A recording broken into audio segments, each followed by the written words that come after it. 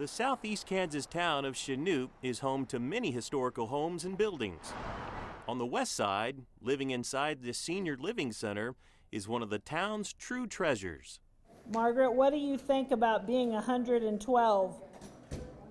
You still think you're 90, don't you?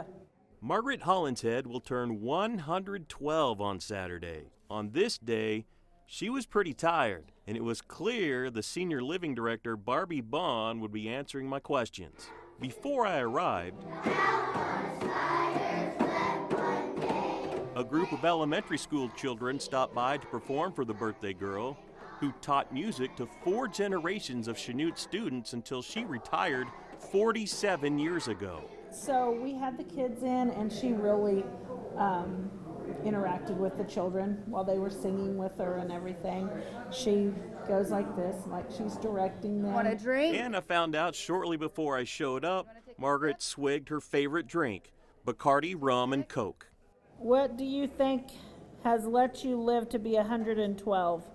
Is it that cigarette and a rum and Coke every day? All things in moderation?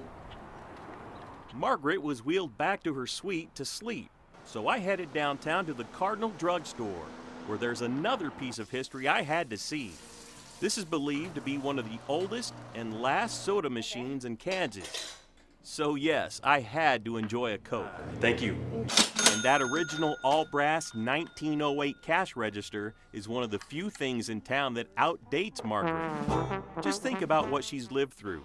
The president the year she was born was the hefty William Howard Taft. We've had 19 presidents since Taft. She was a child during World War I. She lived through the Great Depression, World War II, JFK. She outlived Chanute's most famous person, Hall of Fame basketball coach Ralph Miller, who coached at Wichita before it was known as Wichita State. He was born when Margaret was 8. Margaret and Sharon Carpenter were members of the Chanute Historical Society. A really wonderful person to be able to know, because she could just give us stories about this house, that house, who lived there, you know. I returned to the senior center, where Margaret moves her lips but doesn't say a word. So Saturday at 2, we'll have a big birthday celebration here. The public is invited.